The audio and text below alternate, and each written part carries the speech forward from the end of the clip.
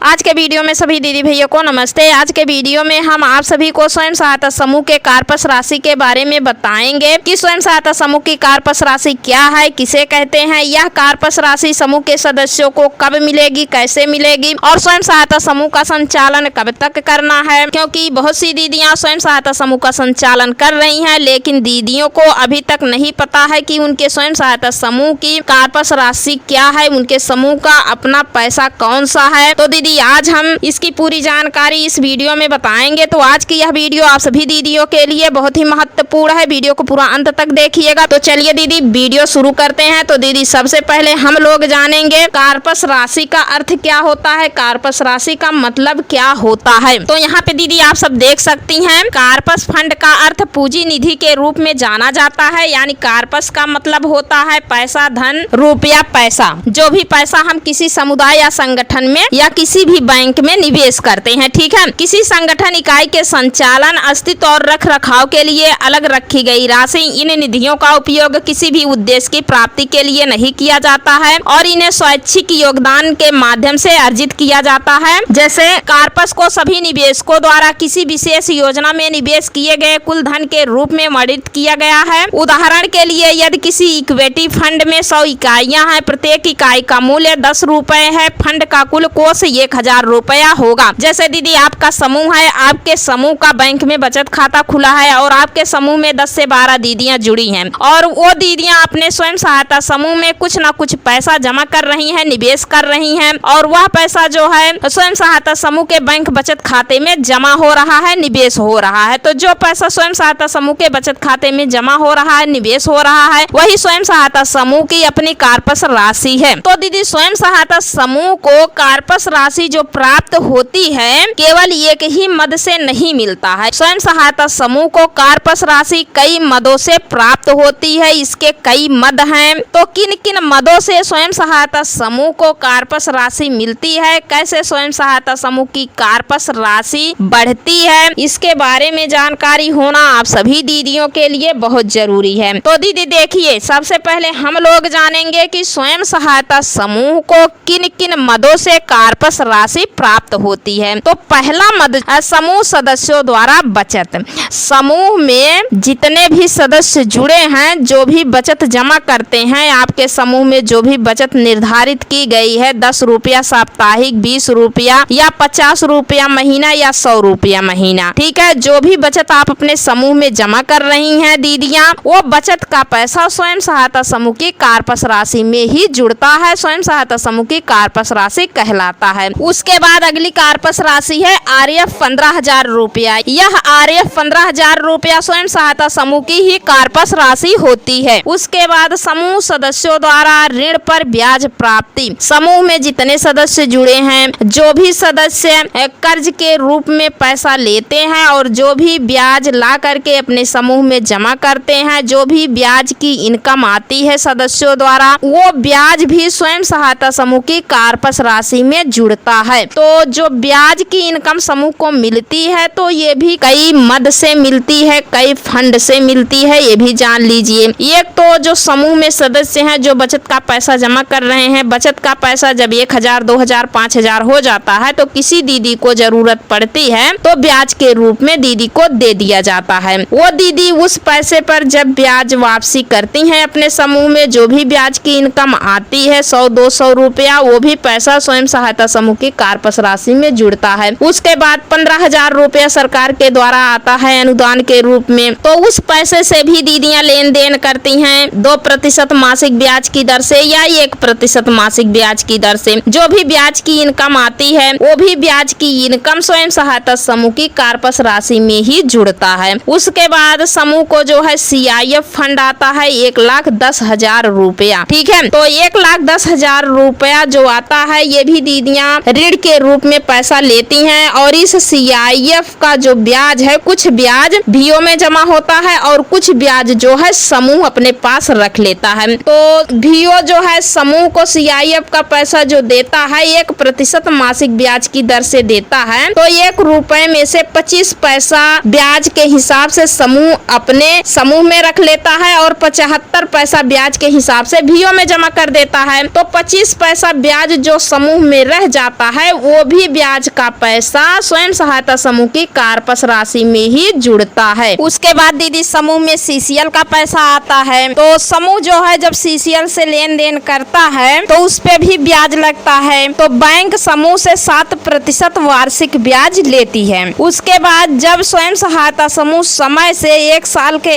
अंदर CCL loan का पैसा बैंक में जमा कर देता है तो बैंक क्या करती है, 7% ब्याज में से 3% ब्याज स्वयं सहायता समूह के खाते में ट्रांसफर कर देती है, यानी 4% ही ब्याज लेती है जो कि वार्षिक लगता है। जो 3% ब्याज बैंक स्वयं सहायता समूह के बचत खाते में वापस करती है सीसीएल का ब्याज, वो सीसीएल का ब्याज वो भी स्वयं सहायता समूह की कार्पस राशि ही कहलाता है, कार्पस राशि में ही जुड़ता है दीदी। उसके बाद समूह बैंक बचत खाते पर ब्याज प्राप्ति। आपके समूह का बैंक में बचत खाता खुला है और आपके समूह के बैंक बचत खाते में जो भी पैसा जमा रहता है तो बैंक वाले उस पैसे पर भी ब्याज देते हैं। जो भी ब्याज आता है वो भी पैसा जो है स्वयं सहायता समूह की कार्पस राशि ही कहलाती है। उसके बाद समूह सदस्यों द्वारा दंड शुल्क। तो दंड शुल्क किसे कहते हैं, तो जैसे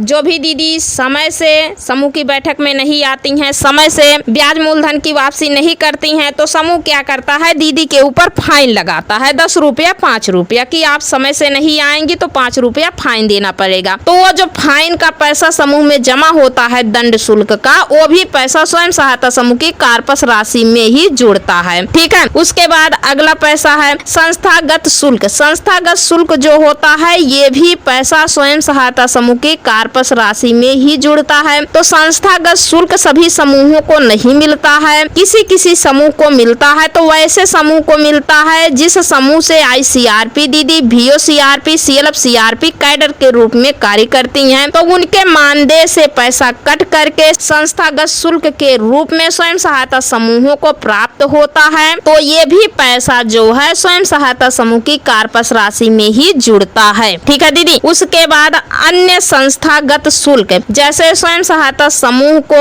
अन्य संस्थाओं से या किसी समाज से भी व्यक्ति के द्वारा स्वयं सहायता समूह को कुछ रुपया अनुदान के रूप में मिलता है। वैसे तो सभी समूहों को नहीं मिलता है, किसी किसी समूहों को मिल जाता है। तो जो भी पैसा अनुदान के रूप में मिलता है वो भी पैसा स्वयं सहायता समूह की कार्पस राशि में ही जुड़ता है, स्वयं सहायता समूह की कार्पस राशि ही कहलाता है। उसके बाद दीदी स्वयं सहायता समूह की अगली कार्पस राशि है समूह सदस्यों द्वारा प्राप्त सदस्यता शुल्क। जैसे आपका समूह पुराना है और कोई नई दीदी आपके समूह में जुड़ना चाहती हैं, तो समूह दीदी को अपने समूह में जोड़ने के लिए कुछ फीस लेता है, सदस्यता शुल्क लेता है, जो भी निर्धारित किया रहता है कि आप हमारे समूह में जुड़ रही हैं तो 100 रुपया या 50 रुपया आपको जो है पहले सदस्यता शुल्क देना होगा, नाम की लिखाई जमा करना होगा। तो जो दीदी सदस्यता शुल्क दे करके समूह में जुड़ती हैं तो वो भी पैसा स्वयं सहायता समूह की कार्पस राशि में ही जुड़ता है। ठीक है दीदी। तो दीदी यही सारे पैसे जो हैं स्वयं सहायता समूह की कार्पस राशि होती है, स्वयं सहायता समूह का अपना पैसा होता है। तो दीदी यह कार्पस राशि स्वयं सहायता समूह के बैंक बचत खाते में प्रति माह दीदियां ले जा करके जमा करती रहती हैं और अपने स्वयं सहायता समूह की बैठक में समूह के रजिस्टर में प्रति माह लेखा जोखा करती रहती हैं और धीरे धीरे स्वयं सहायता समूह की कार्पस राशि बढ़ती रहती है।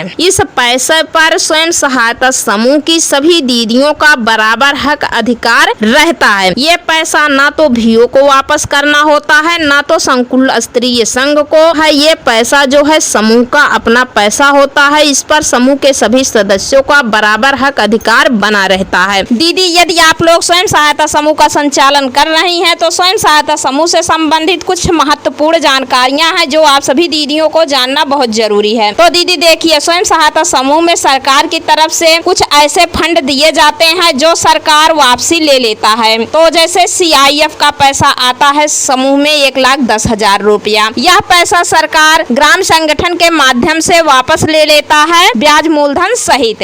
उसके बाद आपके समूह को बैंक के द्वारा CCL का पैसा दिया जाता है, तो बैंक CCL का भी पैसा जो है वापस ले लेती है ब्याज मूलधन सहित। उसके बाद सरकार स्वयं सहायता समूह को स्टार्टअप फंड का रुपया देता है 1500 से लेकर के 2500 रुपया, और यह पैसा सामान खरीदने के लिए ही देती है और यह पैसा सामान खरीदने में ही खर्च हो जाता है। यह पैसा समूह के पास बचता ही नहीं है और स्टार्टअप फंड की वापसी जो है सरकार नहीं लेती है। ठीक है, उसके बाद स्वयं सहायता समूह की कार्पस राशि को बढ़ाने के लिए सरकार RF यानी रिवॉल्विंग फंड 15,000 रुपया देता है और यह पैसा अनुदान के रूप में देता है। यह पैसा सरकार वापस नहीं लेती है। यह RF का पैसा 15,000 रुपया स्वयं सहायता समूह के बैंक बचत खाते में ही रहता है और इस पैसे से समूह की दीदियां लेन देन करती रहती हैं। अब बात कर लेते हैं दीदी, समूह कब तक चलाना है। ठीक है, जैसे बहुत सी दीदियों के मन में ये सवाल है कि स्वयं सहायता समूह का संचालन कब तक करना है। तो दीदी देखिए, समूह का संचालन कम से कम 5 साल या 10 साल तक आपको करना होता है। अब आगे बात कर लेते हैं, जैसे बहुत सी दीदियों के मन में ये सवाल है कि हम समूह 10 साल 5 साल चला लिए हैं, अब हमारे समूह में जो भी कार्पस राशि है उसका बंटवारा हम कैसे करेंगे, कार्पस राशि हम सबको कैसे मिलेगी। जैसे कोई दीदी बीच से ही निकल रही हैं, अभी समूह चल रहा है और निकल रही हैं, बोल रही हैं कि जो है हमको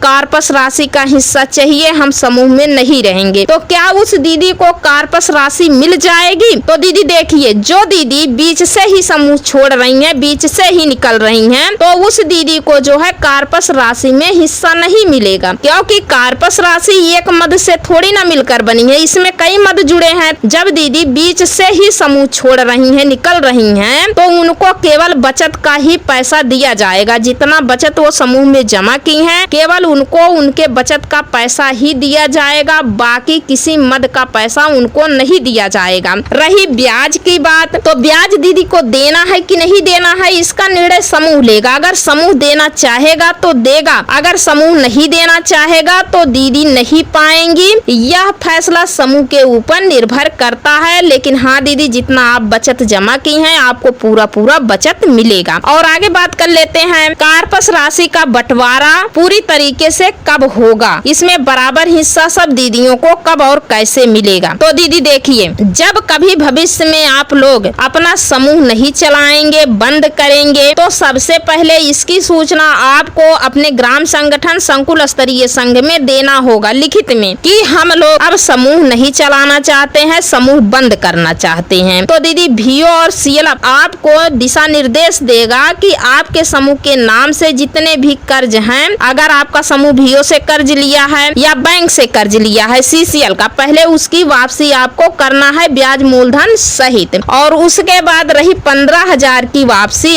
जब भी आप जो है समूह बंद करेंगे तो आपको बताया जाएगा 15,000 की वापसी आपको करना है कि नहीं करना है। अगर बोलेंगे कि करना है तो कर दीजिएगा, अगर बोलेंगे नहीं करना है तो ये पैसा आप ही लोगों का है। बाकी जितने भी पैसे हैं आपके समूह में, आपके बचत का, ब्याज का, दंड शुल्क, संस्थागत शुल्क और समूह बैंक बचत खाते पर जो भी ब्याज प्राप्ति हुआ है, ये सब पैसा दीदी आप सभी दीदियों का है, आपके समूह की अपनी कार्पस राशि है। इस पैसे पर आपका पूरा हक अधिकार है। जब कभी आप भविष्य में समूह बंद करेंगे तो बराबर बराबर हिस्सा आप सभी दीदियों का इस राशि पर लगेगा। यही आपके स्वयं सहायता समूह की कार्पस राशि है। तो दीदी, स्वयं सहायता समूह की कार्पस राशि क्या है मैंने आप सबको बता दिया है, उसको लिख लीजिए, लिख करके रख लीजिए, क्योंकि स्वयं सहायता समूह के अंतर्गत जब भी कोई वैकेंसी वगैरह आती है तो उसमें पूछा जाता है, जब भी दीदी का इंटरव्यू होता है तब भी पूछा जाता है कि दीदी बताइए स्वयं सहायता समूह की कार्पस राशि क्या है। तो दीदी आशा करते हैं कि आज के इस वीडियो से आप सबको समझ में आ गया होगा कि स्वयं सहायता समूह की कार्पस राशि क्या है, स्वयं सहायता समूह का अपना पैसा कौन सा है। तो दीदी आज की यह वीडियो आप सबको पसंद आई हो तो वीडियो को लाइक कर दीजिए। चैनल पर पहली बार आए हैं तो प्लीज चैनल को सब्सक्राइब जरूर कर लीजिए, ताकि आप सबको इस प्रकार की नई से नई अपडेट बराबर अपने इस चैनल के माध्यम से मिलती रहे। तो आज के वीडियो में बस इतना ही, मिलते हैं अगले वीडियो में एक और नई जानकारी के साथ। तब तक के लिए धन्यवाद दीदी।